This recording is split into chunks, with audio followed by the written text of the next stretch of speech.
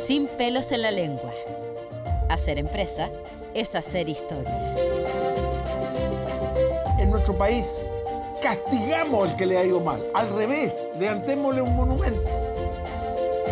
Mucho se habla de las marcas con propósito hoy día. No se le perdona a una marca que diga algo que no sea veraz. Usted va a ver que el empresario es el protagonista de esto. Y es un empresario de empresas familiares. Antes de ser empresario, somos ciudadanos. Y nuestras ideas las tenemos que fundamentar. Los empresarios chilenos no son 10 familias. Son a lo menos 1,5 millones de historias de esfuerzo, desvelo y aporte a Chile. Los empresarios somos de carne y hueso. Corre sangre por nuestras venas. Por eso cometemos muchos errores, pero también tenemos grandes aciertos. Mucho de lo que hoy genera desconfianza es producto de no haber comunicado historias reales de personas reales. Todos nos preguntamos cuántas empresas familiares hay en Chile. La mayoría. Y usted también es empresa familiar. Conoceremos distintas historias y distintos empresarios. Con sus defectos y atributos. Sin pelos en la lengua. Después de toda la pandemia, ser dentista no debe ser fácil. No es fácil. Hay noticias extranjeras que es el sector más afectado Claro, sí, dentro de la medicina. Pero efectivamente esto lo que ha hecho es una labor extraordinaria. Veamos si Y le va yo bien. creo que en Chile una de nuestras debilidades son los dientes. Sí, sí. Y hoy día efectivamente es una empresa familiar y está en la salud. Veamos qué tal han enfrentado la Mira pandemia. quién está aquí, la señorita Nati. Hola Nati, ¿cómo estás? Hola Nati, Tú. ¿cómo están? Usted está tan Te linda presento a siempre. Roberto Fantuzzi. Tú lo conoces ya, ¿no? Sí. No podemos recorrerlo mucho. No lo vamos a recorrer mucho por un tema de COVID y por un Sí. tema de procedimiento, pero Sí. lo que no podamos mostrar, Marco nos va a contar qué hay detrás de Listo. las puertas. Hoy Roberto Fantuzzi y José Ramón Cárdenas nos invitan a conocer la clínica dental Mora Pavich, una empresa iniciada por un matrimonio de dentistas que después de intentos fallidos y muchas dificultades, lograron compatibilizar familia, negocios y salud bucal. Un equilibrio difícil de sostener, pero que hoy es un ejemplo de tecnología, profesionalismo y espíritu social. Yo participé en la campaña Sonrisa de una Mujer. Y una de nuestras debilidades en nuestro país es que la mayoría de los chilenos no tenían acceso al dentista. Y a través, pero se han abierto las puertas con este tipo de instituciones que se han creado, que son empresas orientadas hacia la salud y cumplen todo su deber. Las empresas, yo creo en la empresa social. Creo en la empresa. ¿Qué? Yo creo en la empresa social. O sea, si nosotros vemos el sueño de Henry Ford, de que de que los autos cuando se empezaron a fabricar eran solamente para la gente de dinero, entonces resultaba que él decía, no, yo tengo que poner los autos a que todo el mundo lo consuma. Claro. Y de hecho, una de las grandes revoluciones sociales que hace Henry Ford, un tremendo empresario, es que le sube prácticamente al triple el sueldo a sus trabajadores. Y después esos mismos empleados tenían la posibilidad de comprarle un forado. Pero también hay que contar una cosa que yo lo considero que es otra de nuestras debilidades en nuestro país, es que Henry Ford quebró 5 veces. Cuando se hace esta diferencia entre empresario y trabajador o colaborador, entre el que paga y el que recibe, yo creo que es una situación un tanto espuria. Porque resulta que cualquier persona, si uno le pregunta si le gustaría hacer o tener o ser igual que otro que despega un poco, porque también se conoce solamente los éxitos de los empresarios, no los fracasos. Yo he fracasado muchas veces y ese fracaso me ha llevado al aprendizaje para los éxitos, como todo el mundo. Entonces, yo acá le digo a las más de 200 personas que trabajan con nosotros que yo no le doy trabajo a nadie. El trabajo se lo construye cada uno. Aquí lo que se da es una oportunidad para trabajar. Esa oportunidad para trabajar implica que las personas tienen que ser autogestionadas, que viene con todo, buscar su propósito claro. A las personas del aseo yo le digo, ustedes son aquí los que presentan la clínica, son claves, es importante en esto. Bueno, Y nosotros, especialmente, Sí, sobre todo hoy día en este tema de pandémico, que el aseo y la sanitización es algo importante. Entonces, por lo tanto, son elementos importantes. Nosotros no tenemos, con todo respeto a los que tengan empresas contratadas de aseo, una vez tuvimos y nunca más. Nosotros privilegiamos. Ese trabajador es tan importante como yo, como el dentista, que también soy trabajador de mi empresa. Entonces, es que aquí tenemos un problema de mucho PhD y poca calle. Y mucha oficina.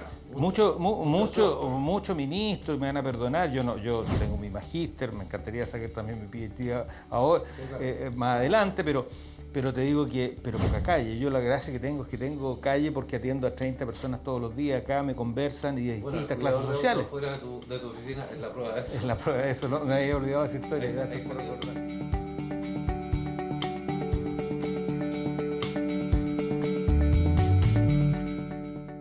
Quisiera agradecerte que nos hayas dado la oportunidad de conversar con ustedes porque es un caso muy especial. Primero, es un sector que antes no había sido tratado por el mercado. Esta es una empresa social, que es fundamental. Y la segunda característica es marido y mujer. Empresa familiar, 100% empresa familiar. ¿Es difícil trabajar con el marido? ¿O quién toma las decisiones, por ejemplo, particular de invertir? Se ponen de acuerdo, se agarran, porque es común que uno se agarre, si no tiene nada de malo tampoco. Es que tiene que ver un poco cómo se ha ido formando la empresa. O sea, efectivamente cuando nosotros partimos era una empresa chiquitita, prácticamente era una oficina de un departamento, donde éramos los dos y efectivamente había que ponerse mucho de acuerdo entre los dos y probablemente podían haber discusiones, aun cuando nosotros hemos siempre sabido separar las cosas. Pero ya con el devenir, claro, nosotros hemos tenido un crecimiento que ha ido hoy día ya a 3 sucursales, 38 sillones, entonces evidentemente es una clínica mucho más grande donde se tiene que profesionalizar. Entonces hoy día nosotros ya contamos con un equipo ejecutivo, con un gerente general distinto al área, capacitado en esto. Y ahora, eso no significa que nosotros como las partes no perdemos la esencia, que la tenemos, pero ya de una manera mucho más profesional. O sea, no tenemos para qué agarrarnos, como tú dices. Agarrarnos, sino conversar en términos técnicos. Exacto. Efectivamente, lo que más llama la atención es la tecnología de punta que tienen ustedes. Ajá. Si hubieran estado seguramente en la oficinita chica, le hubiese costado mucho más.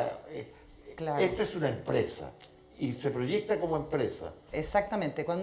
Cada vez que uno tenía que invertir en una tecnología, por ejemplo, cuando quisimos traer los equipos de rayo, era un cálculo simple, así como decir cuántas radiografías le mandamos a hacer a un centro radiológico por mes. Nos da para nosotros tener radiología adentro. Autofinanciarse. Exactamente. Entonces vale la pena invertir en un equipamiento caro porque efectivamente estamos usándolo a ese nivel.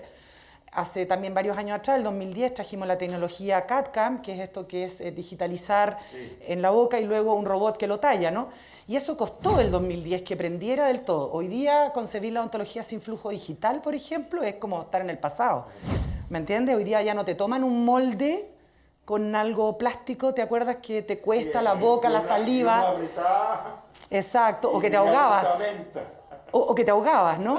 Claro, hoy día es una cámara que digitaliza tu boca, toma la impresión, o sea, con cero... O sea, que toda la tecnología de AutoCAD se aplica a los dientes. Así es. Ya sea... Pero eso lo puede hacer un dentista común y corriente.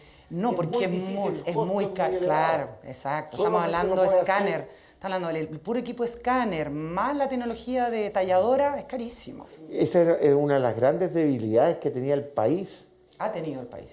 Sigue teniendo. Y lo sigue teniendo.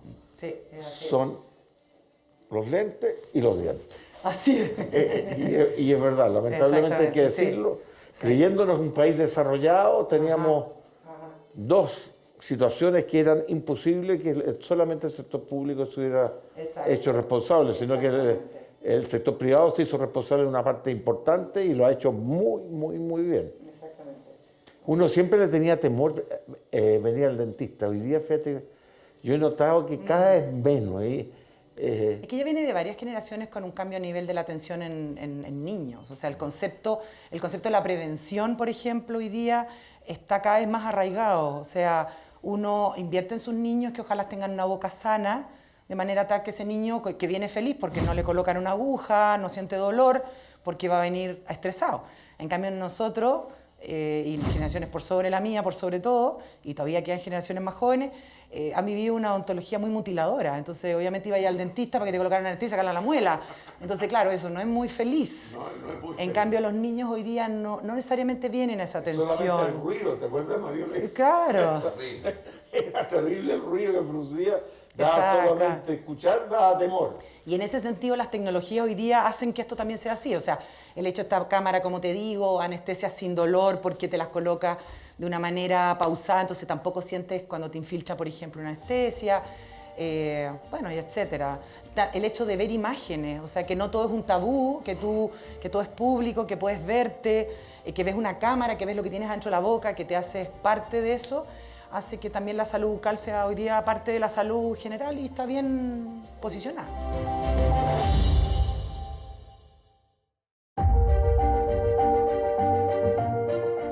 Todavía por acá. Muy bien. ¿Cómo están? Conversemos aquí mismo, entonces no íbamos a trasladar, pero ya no tiene sentido. Si volvió el protagonista, podemos seguir la conversa aquí. No, la protagonista es mi señora, la verdad. Ah, muy bien. Sí, ella es la jefa. Está bien enseñado el doctor. No confundamos las cosas ya. Muy bien enseñado. Muy bien enseñado. Bueno, por eso ha podido salir adelante esta empresa familiar. Claro, las cosas hay que entenderlas hasta el final. Pero fíjate que el otro día dieron la estadística, casi el 60 y tantos % de las empresas en nuestro país están dirigidos por mujeres, en los microempresarios. Sí. A medida que... Bueno, y en la empresa grande también. Y es jefa de hogar. Sí. Está empezando la tendencia en la empresa grande, están apareciendo los directorios y Ella es la era de la mujer. Mi señora es clave en esta empresa. Ajá. Sin ella es imposible. Que le dan un cariz distinto, pues, sí, efectivo. Es otro tipo de liderazgo. No. Sí. Sí, así es. Oye, en términos de pandemia, esta cuestión ha sido pensar un poco el cómo funcionar. ¿Ha habido algún cambio? ¿Te sirvió para algo la pandemia? ¿Para aprender cosas, innovar? No sé. Mira, la verdad que nos sirvió para poner en perspectiva nuestras convicciones, nuestros estudios y nuestra realidad como dentistas. Y en ese sentido la sufrimos al principio. Al principio de la pandemia, a raíz de un artículo en el New York Times que decía que el dentista era el más contagiante de este tema. El mundo paró prácticamente por ese artículo. Claro. Pararon la FDA, la FDI, la Federación Dental Internacional, los colegios profesionales de distintos países, todos mandaron a parar, sociedades científicas, y la verdad que nosotros veíamos esto con una distancia tremenda, todo el grupo directivo. Tenemos la fortuna de tener a un ex subsecretario de salud, y primero la convicción que un servicio de salud en pandemia no puede parar. Fue una convicción así de propósito. Segundo, la convicción de que aún así sugiriéndonos, porque nunca el ministerio chileno, gracias a Dios, mandó a parar en ningún servicio de salud, mandó a tomar medidas de seguridad, que es otra cosa. Y nosotros no detuvimos la atención porque inclusive en momentos, y a donde se mira el propósito, en momentos en que si uno hacía la raya para la suma y decía, oye, me sale más conveniente tener cerrado que tener abierto, nosotros no detuvimos la atención porque teníamos un fin social de mantener nuestras clínicas abiertas, todas abiertas, porque si un paciente lo necesitaba porque estaba con urgencia o tenía un problema, un paciente que estaba en tratamiento y tenía un problema, ya era una condición para tenerla. Entonces, ¿Nunca cerraste? Nunca cerramos, porque nunca nos mandaron a cerrar, fue una decisión, pero era muy loco, porque si tú lo miras con perspectiva, mandaste a cerrar las clínicas dentales en Chile cuando había, o sugirieron, o invitaron, cuando había 400 casos y hoy día hay 40.000 y nadie las cierra. Entonces, como digo, si hubiésemos que cerrar algún día, no es cuando parte la pandemia, es cuando estas cosas se complican. Y la evidencia científica la investigamos muy bien, todo el equipo directivo, el directorio, los otros socios, empezamos a investigar bien la evidencia científica y decía que en Wuhan no habían parado y que los dentistas no éramos expertos de contagio, con un paper muy significativo que se publicó el 12 de febrero del 2020. Y ese paper decía, que está a disposición de todos, que el dentista no era experto de contagio. Si a eso le sumas que los dentistas trabajamos hace años, o sea, cientos de años, a 30 centímetros de la boca, y somos súper buenos, aquí la medicina tiene que aprender de nosotros, somos súper buenos en mantener un protocolo, una barrera higiénica, porque estamos expuestos al sarampión, estamos expuestos a otras influencias, estamos expuestos a un montón de cosas. Y las primeras medidas fueron con el SIDA, ¿te acuerdas que? Bueno. Ese fue el primer señal que se dio que los dentistas... Los dentistas son siempre peligrosos. Yo viví también el miedo y el pánico respecto al SIDA. Nosotros nunca discriminamos, y debo decir que la medicina, incluso la ontología mundial, discriminó un poco al que podía tener SIDA. Sí, porque nosotros nunca. Porque de repente hay porque yo tengo que atender a todo paciente como si tuviera VIH positivo, o peor que el VIH positivo es la hepatitis B. es peor. Entonces tengo que tener a todo paciente, si yo tomo las medidas de seguridad y confío en mis protocolos, entonces ando bien, y confiamos. Y tenemos más de 35.000 atenciones continuadamente y cero spread de contagio en esta clínica, cero. O sea, la verdad, y además innovamos, que es la segunda pregunta. Eso es clave. Innovamos con agua electrolizada, que sacamos un producto ahora que se llama Dentalite. Fue una innovación que a mí me dio risa, fueron 4 semanas de investigación bibliográfica y de investigación, y lo pusimos a disposición de la odontología, y aquí es mi crítica constructiva para que no... Y en menos de 24 y 48 horas el Colegio de Dentistas y algunas otras sociedades profesionales y algunos personeros dijeron que no había evidencia científica. La pregunta que nos hacíamos es que nosotros éramos muy estúpidos, que en 4 semanas no nos dimos cuenta que no había, o ellos eran muy inteligentes, que en 24 y 48 horas se dieron cuenta. Bueno, el tiempo nos dio la razón, por supuesto, y esta agua electrolizada le sacamos del ISP porque hay otros componentes que ya estaban en el mercado, pero a precios extremadamente caros. Esto fue técnicamente una innovación disruptiva, es decir, traer de otros mercados a este mercado, traer de otra industria a esta industria, algo que ya existía, y ponerlo en la turbina dental. Pero en la práctica, ¿qué significa? Para que significa la gente que tú entienda... con nuestra turbina, desde mayo del año pasado, nuestra turbina no solo genera un aerosol, que era lo que teóricamente estábamos protegiéndonos que no ocurriera, y por eso nuestro aerosol es un colutorio que tiene actividad diricida contra coronavirus y otros virus más, bactericida, y además una actividad sanitizante. Entonces, o sea, va sanitizando constantemente la boca mientras estás trabajando. Y el ambiente que esto está Perfecto. produciendo. Entonces, por lo tanto, cuando vino aquí la Superintendencia de Salud, le presentamos la evidencia científica que nosotros no teníamos por qué esperar 20 o 30 minutos entre atención y atención. Encuentro notable que durante este tiempo de pandemia que ha sido durísimo para todos, tú hayas logrado,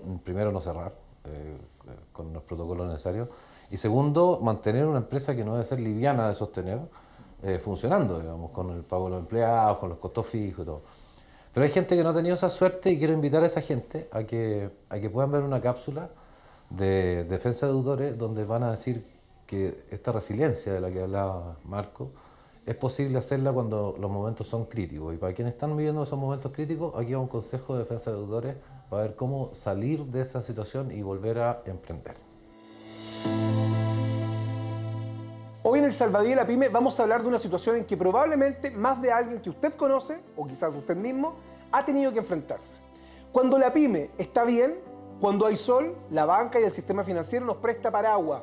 Pero cuando las cosas se ponen difíciles, cuando se nubla y se pone a llover, muchas veces nos lo quitan. ¿Y quiénes están ahí?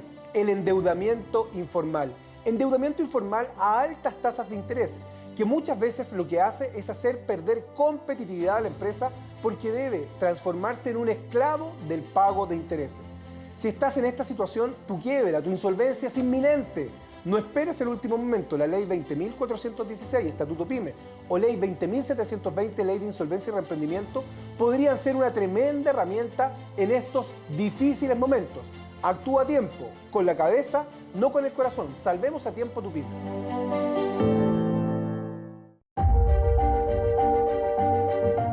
Estamos de vuelta con la entrevista a Mora Pavich y con uno de sus socios, Marcos Mora. La otra socia, hay que decirlo, es la señora Marcos Mora, así que tiene doble mérito sostener esta empresa porque tiene que sostener el matrimonio y la empresa al mismo tiempo. Y hay más socios. Y ahora hay más socios. Y bueno, y queremos agradecerte en realidad esta oportunidad de conocer en profundidad, sin pelo en la lengua, qué es lo que pasó, cómo fue difícil emprender, tener momentos crudos. No todo fue éxito, y la resiliencia que debe tener todo empresario, y más aún un empresario familiar, para poder sostener su empresa. Roberto estaba muy interesado en participar, y yo entiendo que tú tenías una silla dental incluso, ¿no? Cuando a veces digo cosas, la gente queda con la boca abierta, entonces lo sentábamos ahí. Yo, aunque no diga nada, igual quedan con la boca abierta. ¿Para qué vamos a nombrar situaciones que pudieron haber quedado con la boca abierta? Salió en los diarios, Me gusta. Oye, Marco, muchas gracias y esperamos que siga siendo el innovador y el innovador social que has sido, porque también hay testimonio de gente que ha recibido tu ayuda, no solamente tu servicio profesional, y eso yo creo que es muy valioso en la etapa que viene, ¿no? Sí, yo primero que nada agradecerle a ustedes por la oportunidad de presentar un testimonio tan sin pelos en la lengua, efectivamente, tan francamente como se ha dado. Y un mensaje que también felicitarte a ti, Roberto, también a ti, José Ramón, porque finalmente tú has puesto, digamos, este tapete del empresario que le ha ido mal y has sido sincero en eso. Y eso invita a que más se abran a esas sinceridades cuando le ha ido bien, cuando le ha ido mal y por qué triunfa. También, como mensaje final, es que yo creo que las empresas solo se hacen desde el propósito. Y que también es empresaria la señora que vende, qué sé yo, sopaipilla en una esquina, que también es empresario aquel que está vendiendo inclusive ilegalmente en la calle porque está sustentando a su familia de una manera honesta. Yo creo que el Estado, las autoridades deben dar cabida a todos estos pequeños y medianos empresarios y emprendedores que somos todos al fin del día. Y también desde el trabajador que ve su trabajo, que recibe un sueldo y que también lo ve con ganas del propósito que está ahí, ese también es empresario. Aquí en nuestra clínica tenemos muchos colaboradores, empleados, trabajadores, que yo los veo que se han puesto la camiseta del empresariado y saben que solo tienen un espacio de trabajo y que el trabajo se lo crean ellos, y se lo sustentan ellos y creen en ese propósito. Ese también es un empresario, porque está contribuyendo a que la sociedad entera, como lo hacemos los empresarios, sea más cíclica. Ahora, yo creo que es muy importante también que sobre todo las grandes empresas, porque yo con sorpresa vi que para el estallido social había muchas empresas que declaraban que su sueldo aquí para adelante mínimo iba a ser de 500.000 pesos para arriba. 600. No, pero en ese momento declaraban sí, 500. 500, sí. Bueno, nosotros hicimos análisis de las 200 personas que trabajaban, solo 4. Hasta octubre del 19 ganaban menos de 500.000 pesos y era 450 porque estaban partiendo. Entonces, yo creo que las empresas familiares, al fin y al cabo, pagamos mejor que las grandes empresas. No somos, comillas, tan estables. O no somos tan conocidos porque somos pequeños y contribuimos a más del 75% del capital que tienen las AFP, que hoy día básicamente lo profitan en términos accionarios no solo unas 100 empresas. Entonces yo creo que ahí está la gran dicotomía. Los empresarios somos todos. Los mega empresarios obviamente son pocos y aquí lo que hay que hacer es que repartir más la torta respecto de los canales. Por eso hay que apoyar al negocio que está en la esquina del barrio por sobre el supermercado, por eso hay que apoyar al zapatero para poder no contaminar y comprarse estos zapatos. Y yo creo que eso finalmente nos da una sociedad más justa, con mayor propósito, con más oficios y más felicidad. Con mayor oportunidad para todos, sí. Marco, no queda más que agradecerte tu sinceridad, la posibilidad de entrar a todos los rincones de tu empresa, conocer los detalles, cosa que no todo el mundo está dispuesto a hacer, a mostrar. Eso refleja claramente que tú no tienes nada de que esconder, nada que te avergüence, sino que más bien te sientes orgulloso de haber logrado lo que lograste. Eso te lo agradecemos. Y muy lineal con lo que nosotros con Roberto hemos pensado, que es un buen nombre al programa para contar las cosas como son, y por eso el sin pelo en la lengua. Así que muchas gracias, mucha suerte y esperamos que este programa dé mayor impulso a esta iniciativa que es tan importante, que es la salud dental. Roberto Fantuzzi, palabras al cierre. Las sabias palabras de Fantuzzi, ¿no? Nada más que decir. Nada más que decir. Nos vemos en el próximo programa y esperamos que sea tan entretenido, tan interesante y tan motivador como el capítulo de Mora Pavich en Sin Pelos en la Lengua. Sin pelos en la lengua. Hacer empresa es hacer historia.